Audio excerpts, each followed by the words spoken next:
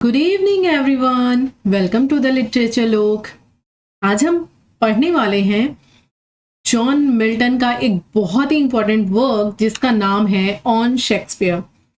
अगर बात करें इसके जॉनरा की तो ये एक एपिटैफ है, ठीक है। और ये जिसे बोलते हैं इसके बारे में और भी जो पूरी डिटेलिंग है वो आपको यहाँ पर मिल जाएगी। साथ ही साथ मैं आपको लाइन बाय लाइन इसका एक्सप्लेनेशन बताऊंगी, तो यहाँ पर आपको मैं सारी चीज़ें कवर करवाने वाली हूँ।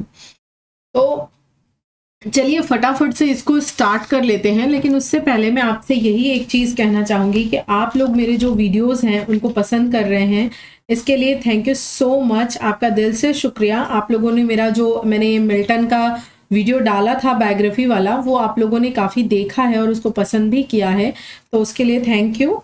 और इसी तरह से अपना जो प्यार है वो बनाए रखिए। चलिए स्टार्ट कर लेते हैं बिना देर किए हुए।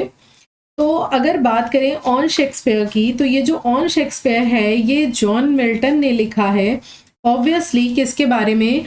विलियम शेक्सपियर के बारे में। तो जो विलियम शेक्सपियर हैं उनको एक तरह से कह लीजिए कि डेडिकेट किया है, या उनको बहुत ज़्यादा उनकी प्रशंसा में उन्होंने ये चीज़ क्या की है, लिखी है, ठीक है। तो लिखा कब है ये भी तो जानना जरूरी है। तो देखिए यहाँ पर है 1630 में उन्होंने क्या किया है। ये जो W है फॉर रिटन है, यानी कि ये कब लिखा गया है। राइटिंग के लिए मैंने W लिख दिया है, एंड P फॉर पब्लिशिंग, ठीक है। तो ये 1630 में लिखा गया है। और जो इसका रिवीजन आया था, ठीक है, रिवाइज्ड वर्जन होगा यहाँ पर।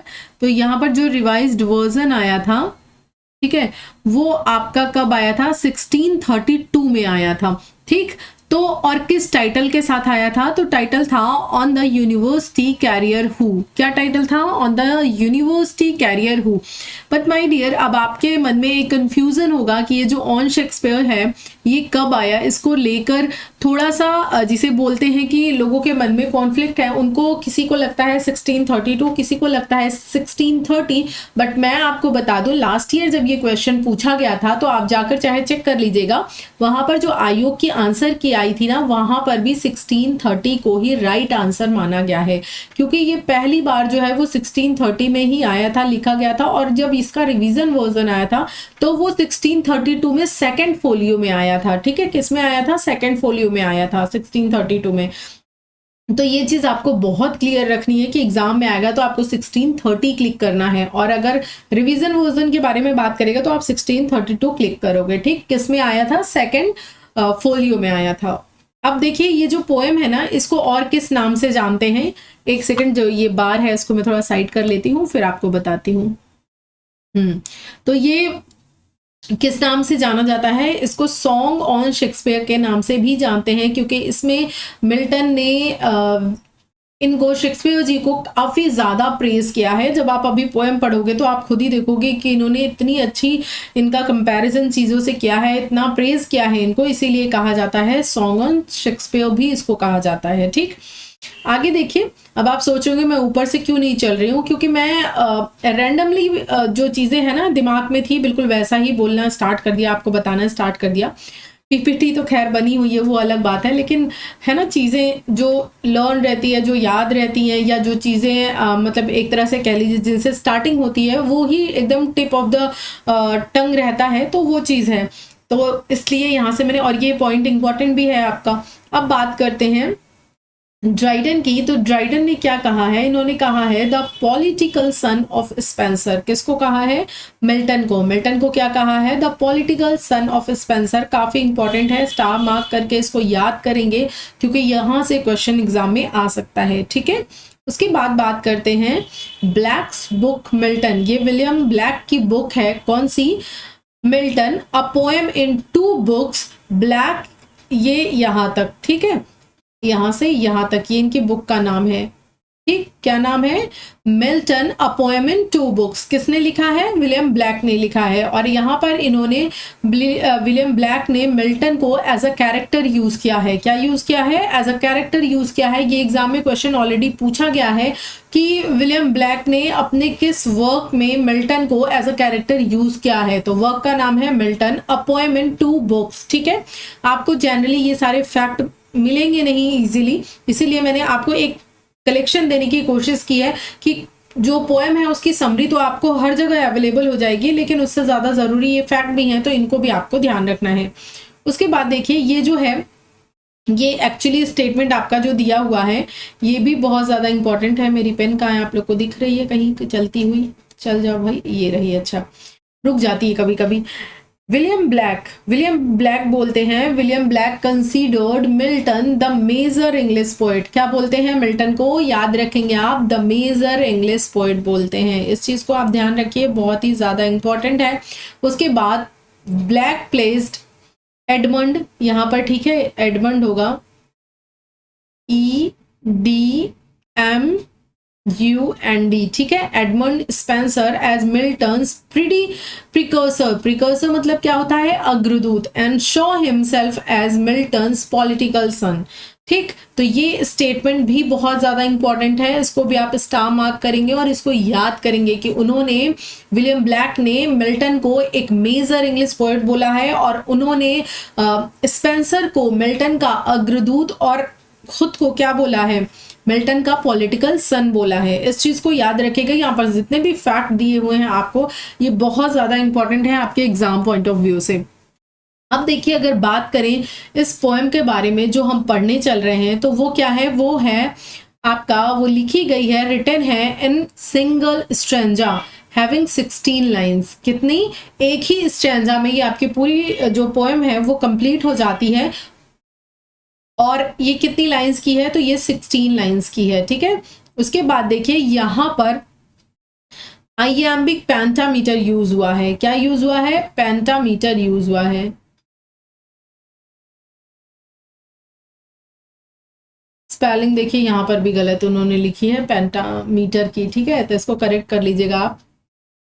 ठीक, तो आइएम्बिक पेंटामीटर में यूज हुआ है। अब मैं 2 मिनट ठहर कर आपको यहीं पे आइएम्बिक पेंटामीटर भी बता देती हूँ। वैसे तो आपको जब मैं पढ़ाऊंगी मीटर के बारे में तो बताऊंगी ही, शॉर्ट में बता देती हूँ ताकि जिन लोगों को ना हो उनको पता चल जाए। एक्चुअली क्या होता है, ये जो आइएम्बिक पेंटामीटर होता है इसमें जो है आपके 2 सिलेबल, एक अनस्ट्रेस्ड दूसरा स्ट्रेस होता है, ठीक है, अनस्ट्रेस्ड फॉलोड बाय स्ट्रेस। ये पैटर्न जो आपका बनता है इसको बोलते हैं आईएम। क्या बोलते हैं? इसको आईएम बोलते हैं। अब जैसे कोई भी वर्ड है, फोलियो, जैसे इसको आप बोल रहे हो, या कोई भी वर्ड आप ले लीजिए, उसको जब बोलते हो तो पहला वाला जो है उस पर कम स्ट्रेस जब पड़ता है और बाद वाले पे ज्यादा स्ट्रेस पड़ता है तो उसको बोलते हैं unstressed followed by stress, right. तो इस तरह का पैटर्न अगर पूरी लाइन में 5 बार आया है, ठीक है, 1 2 3 4 5 बार आया है, तो ये हो गया पेंटामीटर, यानी कि आइएम्बिक पेंटामीटर ये होता है। आई होप आपको क्लियर होगा। बाकी जब मीटर पढ़ाऊंगी तो पूरा एग्जाम्पल के साथ समझा दूंगी। अब ये लिखा किस में गया है, तो ये आपको पूरी जो पोएम है वो आपको हीरोइक कपलेट में देखने के लिए मिलेगी। हीरोइक मीन्स क्या? हीरोइक मीन्स हीरोइक डीड्स, जहां पर किसी की प्रशंसा की जाए, किसी के बारे में बहुत अच्छी अच्छी बातें बोली जाए, उसके कैरेक्टर के बारे में, हीरोइक कैरेक्टर के बारे में बताया जाए, उसको बोलते हैं हीरोइक। और कपलेट का मतलब होता है 2 लाइन्स, ठीक। जब 2 लाइन्स साथ में राइम कर रही होती हैं तो उनको बोलते हैं हम कपलेट, तो 2 लाइन्स कपलेट कहलाती हैं। तो यहाँ पर हीरोइक कपलेट का यूज हुआ है पूरी पोम में। पोम बोलिए या पोएम बोलिए, सेम ही थिंग है। अब बात करते हैं अगर राइम स्कीम की, तो जो आपको पूरी पोएम में राइम स्कीम देखने के लिए मिलेगी वो मिलेगी आपको भी, मैं आपको बैठाकर भी दिखा दूंगी सेट करके, A B B C C D D E E F F G G और H H। क्यों? क्योंकि ये राइम में कपलेट में लिखी हुई है, तो कपलेट में लिखी है तो 2 2 का ही राइम यहाँ पर बनेगा। देखिए 2 का 2 का 2 2 2 2 2 2, राइट, बन रहा है ना। तो ये हो गया इसका राइम स्कीम। अब मैंने आपको ये बता ही दिया है कि ये जो है सोनेट, ये एक्चुअली कब आया था? ये सेकंड फोलियो में आया था 1632 में। और ये सेकंड फोलियो में जो इनका ये वर्क आया था ऑन शेक्सपियर, ये एनोनिमसली पब्लिश हुआ है। इस बात को आप ध्यान रखेंगे।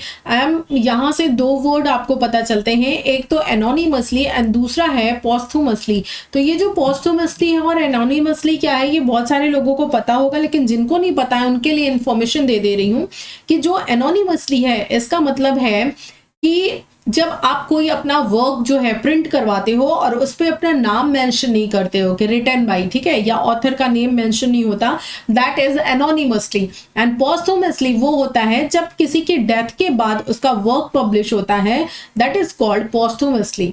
आई थिंक यहाँ तक क्लियर होगा। मेरे हिसाब से कोई कंफ्यूजन होना नहीं चाहिए, अगर है तो डेफिनेटली आप कमेंट बॉक्स में कमेंट करके क्लियर कर सकते हैं।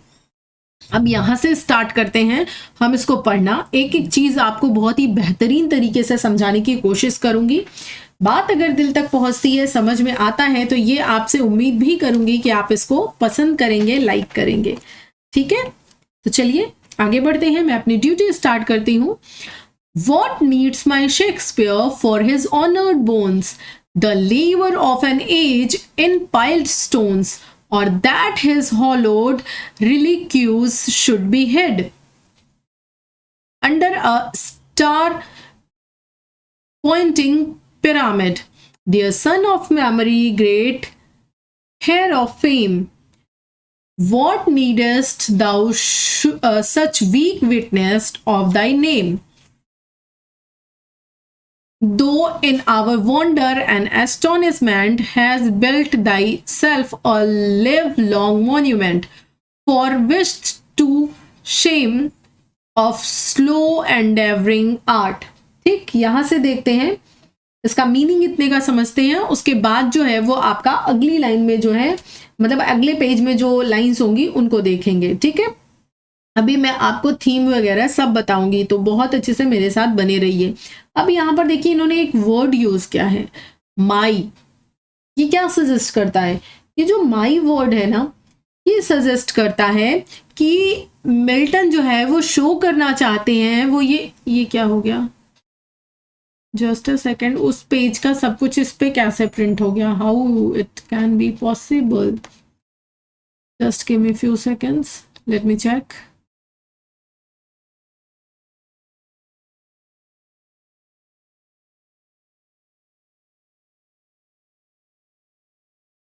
चलिए, तो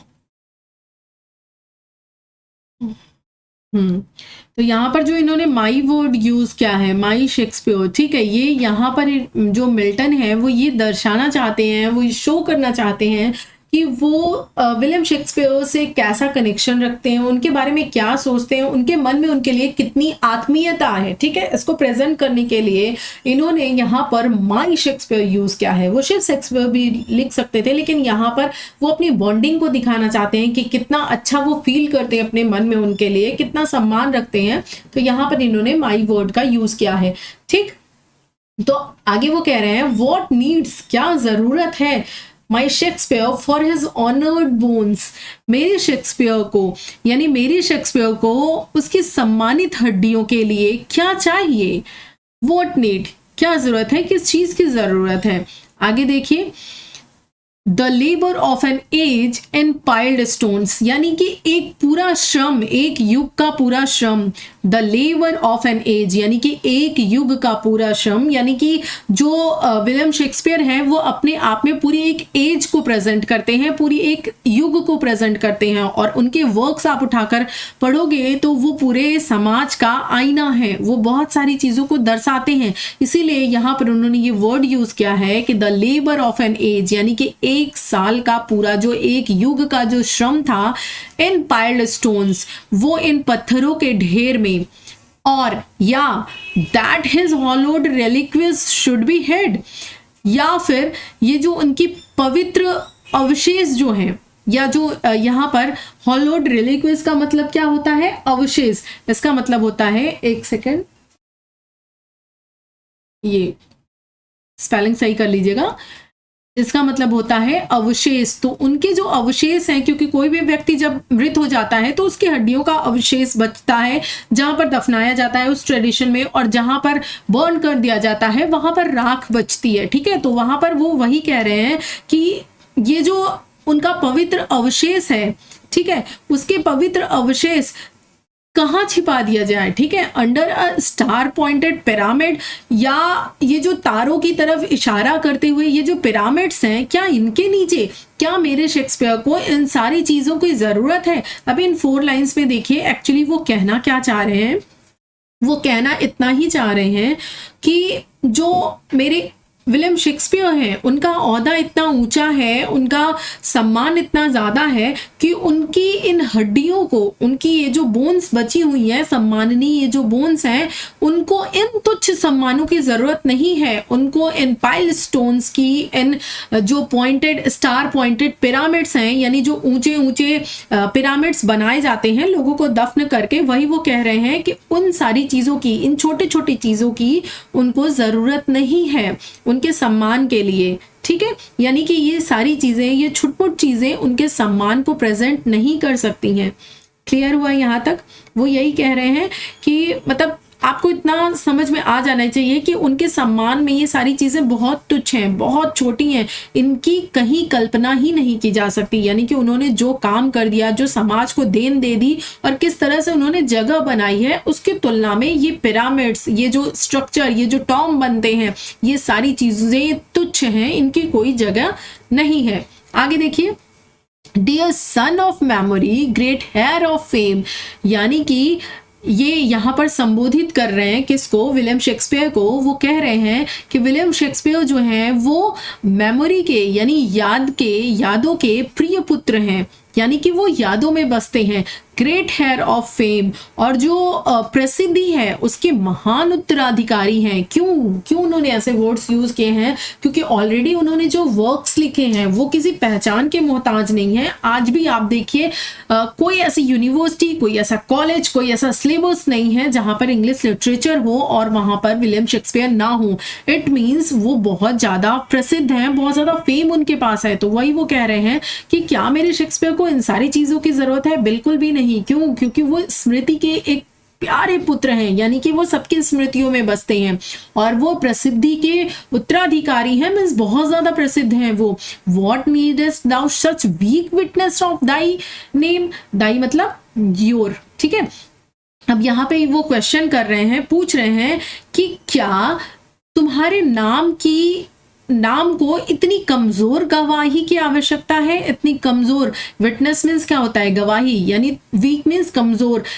वॉट नीडेस्ट, यानी कि क्या तुम्हारे नाम को, दाई नेम यानी तुम्हारे नेम को, यहाँ पर वो शेक्सपियर से कह रहे हैं, वो पूछ रहे हैं कि क्या विलियम शेक्सपियर को उनके नेम के लिए, उनकी प्रसिद्धि के लिए इन सारी तुच्छ चीजों की, पिरामिड्स की, टॉम की, इन सारी चीजों की आवश्यकता है? उसके बाद देखिए, Thou in our wonder and astonishment has built thyself a lifelong monument। आगे यहाँ पर वो आंसर भी कर रहे हैं, वो कह रहे हैं कि आपने मीन्स कौन? विलियम शेक्सपियर ने, शेक्सपियर जी ने हमारे आश्चर्य में, या वंडर मीन्स आश्चर्य, एस्टोनिश मीन्स विस्मय, यानी कि उन्होंने हमारे आश्चर्य और हमारे विस्मय में अपने लिए एक जीवंत स्मारक बना लिया है, लाइव लॉन्ग मॉन्यूमेंट, यानी कि हमारे दिलों में उन्होंने इतनी जगह बना ली है वो ही अपने आप में। यानी कि जब हम उनके वर्क पढ़ते हैं, आप देखिए इनका पूरा वर्क उठाकर पढ़िए, चाहे इनकी ट्रेजेडी पढ़िए, चाहे कॉमेडी पढ़िए, वहां से अगर आप कनेक्ट करेंगे तो बहुत अच्छे से आपको चीजें समझ में आएंगी कि जब आप उनके वर्क्स पढ़ते हैं तो बिल्कुल आप वंडर से भर जाते हैं कि ऐसा कैसे हो सकता है, ऐसा कैसे हुआ। एस्टोनिश, बिल्कुल विस्मय से भर जाते हैं कि कैसे लेडी मैकबेथ ऐसी हो गई, इतना क्रूएलिटी कैसे उसने ये करवाया, मतलब इस तरह की। और कितना इनोसेंट कैरेक्टर भी उन्होंने यूज किया है। तो फीमेल को उन्होंने देखिए कितने पैरामीटर्स में किस तरह से फिट करने की कोशिश की है। तो जब हम उनको पढ़ते हैं तो बहुत ही आश्चर्य और विस्मय से भर जाते हैं, और उस आश्चर्य और विस्मय ने उनके लिए हमारे मन में बिल्कुल जीता जाता स्मारक बनाया है, यानी कि लाइव लॉन्ग मॉन्यूमेंट बनाया है। तो उनको इन नकली स्मारकों की जरूरत नहीं है। उनको जरूरत नहीं है कि उनको दफन किया जाए, उनके लिए टॉम बनाए जाए, बहुत गगनचुंबी इस तरह से इमारत बनाई जाए। जबकि आपने देखा होगा वेस्टर्न कंट्रीज में ये ट्रेडिशन है कि इस तरह से पिरामिड्स बनाए जाते हैं। तो वही यहाँ पर कहा गया है कि उन्हें इन सारी चीजों की जरूरत नहीं है, क्योंकि उन्होंने हमारे दिल में अपने लिए जगह बना ली है। उन्होंने हमारे दिल में एक लाइव लॉन्ग मॉन्यूमेंट, स्मारक बना लिया है अपने लिए। आगे देखिए last, For voiles to thy same of slow endeavoring art।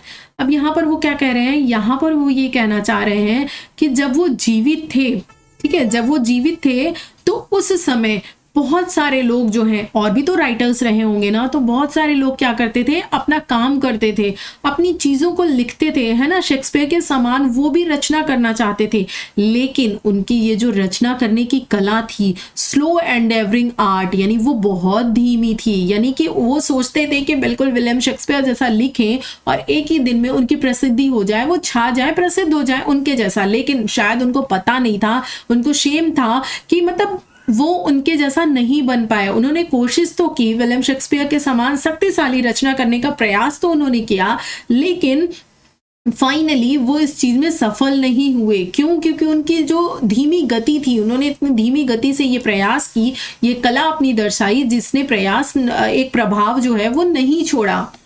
आगे देखिए, Thy is numbing flow and that each hurt। अब यहाँ पर बात कर रहा है विलियम शेक्सपियर की। वो कहते हैं कि यहाँ पर easy है, ठीक है, EASY है, ठीक। तो thy easy, thy means your, यानी आपका इजी नमनेस फ्लो, यानी कि आप जिस तरीके से लिखते थे, जो चीजें आपने लिखी, बहुत ही इजीली, बहुत ही स्मूथली आपने अपने काम को किया, बहुत ही स्मूथली आपने जो चीज प्रेजेंट करनी चाहिए अपने प्लेस के थ्रू, अपने नाटक के थ्रू, अपनी सोनेट्स के थ्रू, वो चीज आपने बिल्कुल नमनेस फ्लो की तरह, यानी कि बहुत आसानी से बह जाने वाली या बहुत आसानी से दिल में उतर जाने वाली, इस तरह की कला का आपने प्रदर्शन किया है। बिल्कुल उस तरह से आपने लिखा है जो बहुत ही अच्छी संख्या में बहुत आसानी से प्रवाहित हो जाए, बिल्कुल नमनेस फ्लो सबके दिल में उतर जाए, दैट ईच हर्ट, हर दिल में जगह बना ले, वैसी चीजें आपने लिखी हैं।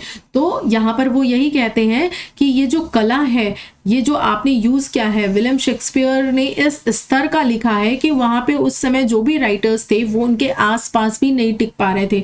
उन्होंने बहुत छोटी कला प्रदर्शित की है, लेकिन आपने तो अपने दर्शकों के दिल में ऐसी जगह बना ली है, ऐसा आपने नाटक से प्रदर्शित किया है कि वो बिल्कुल नमनेस फ्लो होता है, यानी बहुत आसानी से उनके दिल की गहराइयों में आपकी जो कविताएं हैं, आपके नाटक हैं, वो उतर जाते हैं। उसके बाद देखिए, hath from the leaves of thy unvalued book those Delphic lines with deep impression took। अब यहाँ पर ये क्या कह रहे हैं, दो लाइंस में ये कह रहे हैं कि जो मतलब कि जो भी आपकी इन चीजों को पढ़ता है, जो वो आपकी क्षमता पर क्या करता है, गर्व करता है। वो बिना संघर्ष के ये सारी चीजें लोगों को लगता है कि आपके पास आ गई, लेकिन नहीं, आपने भी बहुत प्रयास किया। उसके बाद ये कहते हैं मिल्टन जो है अपने राइटर से कि जो विलियम शेक्सपियर हैं, उनकी जो कविता है वो कैसी है, अमूल्य पुस्तक के पत्तों की जैसी है। कैसी है? Leaves of thy unvalued book. Unvalued book means अमूल्य पुस्तक, तो अमूल्य पुस्तक के पत्तों की तरह, ठीक है, अमूल्य पुस्तक के पत्तों की तरह। तो वो तुम्हारी अमूल्य पुस्तक के पत्ते से देवताओं की कविता के समान कुछ लेते हैं। वहां पर कौन लेता है, यहां पर किसकी बात की जा रही है, आगे की लाइंस में आपको क्लियर होगा। देखिए यहां से, दोज, कौन लेता है, दोज, वो लोग, Delphic lines with deep impression, जो आपकी लाइंस को, जो आपके नाटक को, जो आपकी कविताओं को पढ़ते हैं, वो वहां से क्या लेते हैं, डेल्फिक लाइंस को लेते हैं, जिससे वो बहुत ज्यादा इम्प्रेस होते हैं। डेल्फिक लाइंस क्या होती हैं? डेल्फिक लाइंस आप कह सकते हो लेखन कला, या तो विलियम शेक्सपियर ने जो प्रोवर्ब्स यूज किए हैं, जो उन्होंने दिया है, आपको पता है बहुत सारे वर्ड्स इंग्लिश डिक्शनरी में विलियम शेक्सपियर के ही देन है। तो जिसने विलियम शेक्सपियर को पढ़ा है, उसने तो विलियम शेक्सपियर को पढ़ा ही है, उनसे इंप्रेस हुआ ही है। लेकिन जिसने अपनी लाइफ में विलियम शेक्सपियर को नहीं पढ़ा है, उसने भी विलियम शेक्सपियर को पढ़ा है। क्यों? क्योंकि उनके ये जो प्रोवर्ब्स है ना, वो आज के समय में भी उतने ही ज्यादा वैलिड हैं, उतने ही ज्यादा यूज किए जाते हैं। डिक्शनरी में उन्होंने अपनी जगह अभी भी बनाई है। तो इट मीन्स वो क्या करते हैं, ये जो डेल्फिक लाइंस है, ये क्या करती हैं, डीप इंप्रेशन छोड़ती हैं उन लोगों के ऊपर। ठीक, जिन्होंने क्या की है, आपकी इन अमूल्य पुस्तकों की ये जो पत्तियां हैं, लीव्स हैं, यानी कि पन्ने हैं, उनको क्या किया है, पढ़ा है। उनसे क्या है, लोगों के ऊपर बहुत डीप इंप्रेशन पड़ा है उन आपकी डेल्फिक लाइंस का। ठीक, क्लियर है? वो अमूल्य जो पत्ते हैं, और वो किसके ऊपर इशारा करती हैं, वो ग्रीक गॉड अपोलो की ओर संकेत करती हैं। किसके ऊपर? ग्रीक गॉड अपोलो की ओर संकेत करती हैं ये लाइंस। यहां तक क्लियर है? कहीं कोई कंफ्यूजन होगा बिना झिझक आप मेरे से क्वेश्चन पूछ सकते हैं। वैसे तो मैं आपको कोशिश कर रही हूं कि कहीं कोई प्रॉब्लम ना आने दूं। ठीक,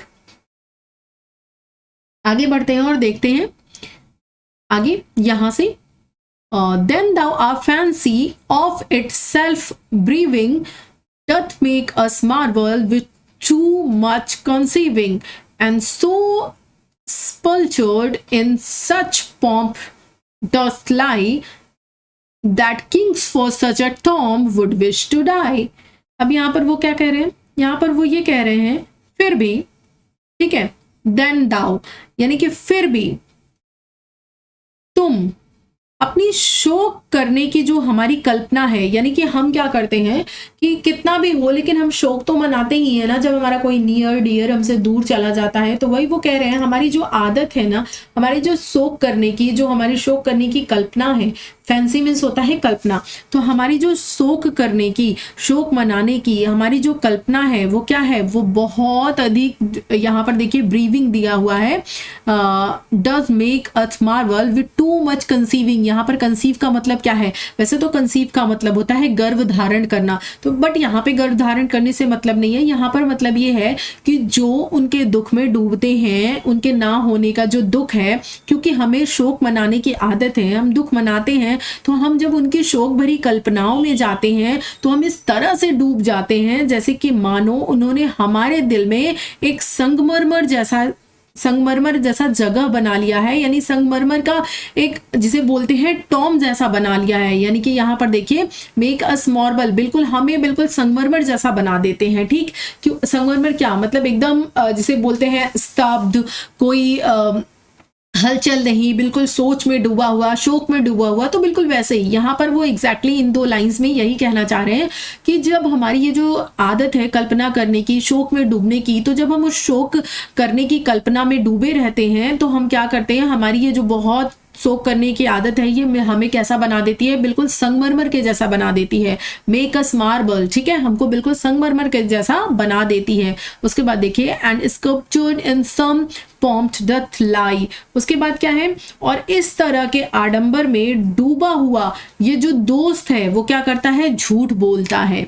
ठीक, अब यहां पर क्यों कहा गया है ऐसा,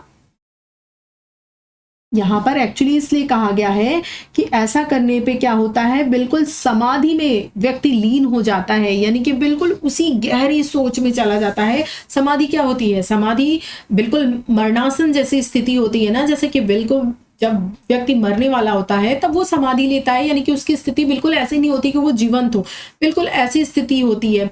ठीक है, मरणासन वाली, एक सेकेंड इसको हटा दूं ये लाइंस को।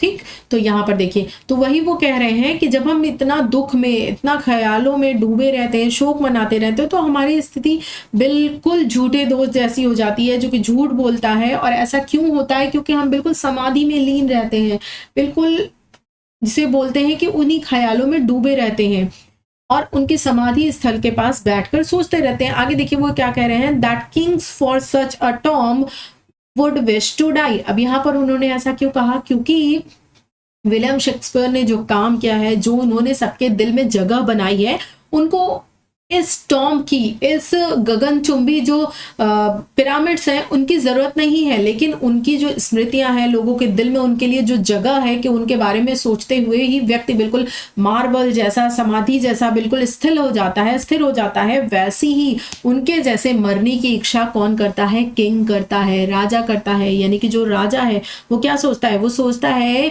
कि मेरे मरने के बाद ऐसी कब्र के लिए, राजा कहता है कि अगर ऐसी टॉम्ब मेरे लिए भी बने, such a tomb, kings for such a tomb, यानी राजा कहता है कि अगर ऐसी टॉम्ब मुझे भी मिले तो मैं भी विश करता हूं, मरने की इच्छा करता हूं ऐसी टॉम्ब के लिए, तो राजा भी मरना चाहे। यहां पर मिल्टन कह रहे हैं कैसी टॉम्ब, ये जो यादों की टॉम्ब है, जो कि जो व्यक्ति के मन में उन्होंने जगह बनाई है, एक स्थान बनाया है, उस टॉम्ब के बारे में ये बात कर रहे हैं। ना कि जो फिजिकल टॉम है उसके बारे में बात कर रहे हैं।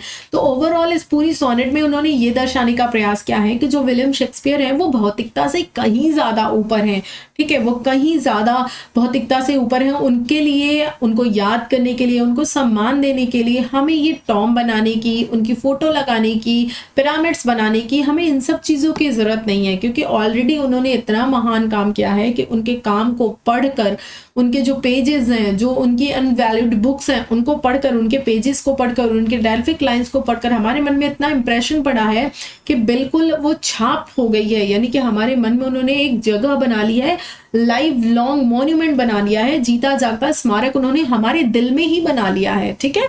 उसके बाद वो कहते हैं कि लेकिन फिर भी अगर हमारी जो शोक में डूबने की आदत है ना, हम किसी के बारे में सोचते हैं, तो अगर वैसा हम सोचते सोचते डूब भी जाएं दोस्ती के कारण, प्यार के कारण, तो बिल्कुल हम एकदम समाधि जैसे हो जाते हैं और बिल्कुल संगमरमर, मार्बल के जैसे बन जाते हैं। और ये जो स्मारक है इसको देखकर तो कोई राजा भी उनकी मृत्यु जैसा मृत्यु मारना चाहेगा, यानी उनकी जैसी टॉम पाने की इच्छा रखने के लिए मृत्यु की विश करेगा। क्लियर है?